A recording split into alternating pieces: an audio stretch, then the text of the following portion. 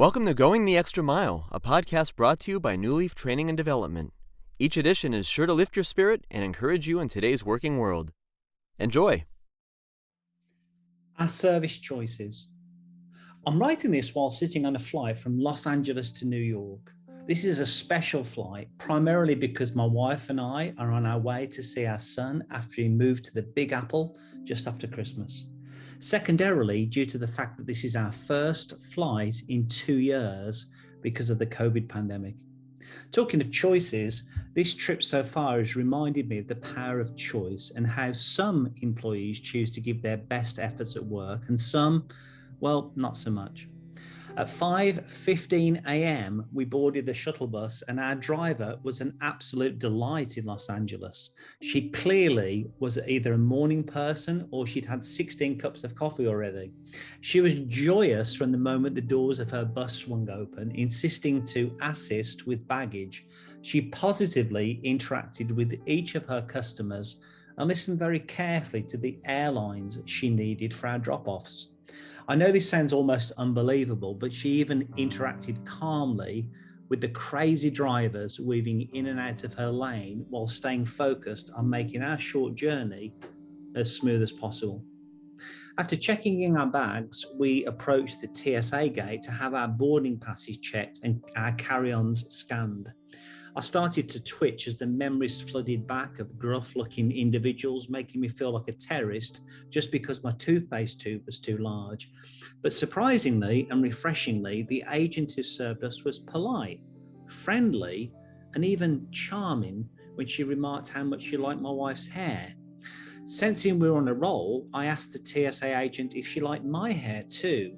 And she said with that broad Angelino accent that I've come to love, dude, don't push it. I knew she was just kidding when I immersively saw the smile in her eyes above a mask. I had no doubt this TSA agent was still diligently doing her job, protecting our borders and airways. But while doing so, she clearly wanted to make a positive contribution during what must be a rather monotonous process. Sadly, it was during the flight itself when I was reminded of the principle that we do indeed first make our choices and then our choices make us. LA to New York is a long flight, and so before you know it, trash can quickly accumulate around one's allocated area. After patiently waiting,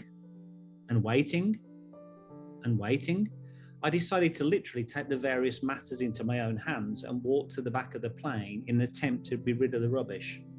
Clearly, the airline hostesses were on a break as they sat chatting and cackling amongst themselves. Even though I was in full view of two of the service agents, they clearly thought it was much more important to finish their conversation about their new favourite Netflix show rather than to wonder what on earth this customer would possibly want with his arms full of plastic cups and paper. After what was clearly not a New York minute, one of the ladies pushed the trash receptacle towards me with her foot without even looking up. I mustered up a non-sarcastic thank you, and the best I got was a non-eye contact of which I guess is Californian for "you're very welcome, sir." George Orwell once wrote, quote, "By the time you're 40, you have the face that you deserve," end quote. And I must say, I agree with his rather terse turn of phrase. You see, the bus driver, the TSA agent, and the air hostess, I'm sure, weren't each north of 40. But the difference was in the face of the first two. They were refreshed, vibrant, and alive. The trash bin pusher and her pals, I'll just leave it by saying they looked the complete opposite. During the flight, I listened to the late Meatloaf's signature album, Bat Out of Hell, and he sang into my steady stream of consciousness while typing away in 28C when he ruminated that, quote, 2 out of 3 ain't bad. My closing salutation is this. On the basis we only have one life on this earth, why not go for greatness? Why not be the very best version of yourself in all of the roles that we play in this one precious life? I know in the workplace, your colleagues, and in my case, your customer, greatly appreciates you for that choice.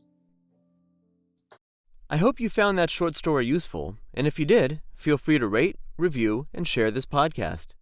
We'll be back next week with another episode, and we also invite you to check out our other weekly podcast, Take 5, an inspiring interview with a leader worth listening to. Bye for now.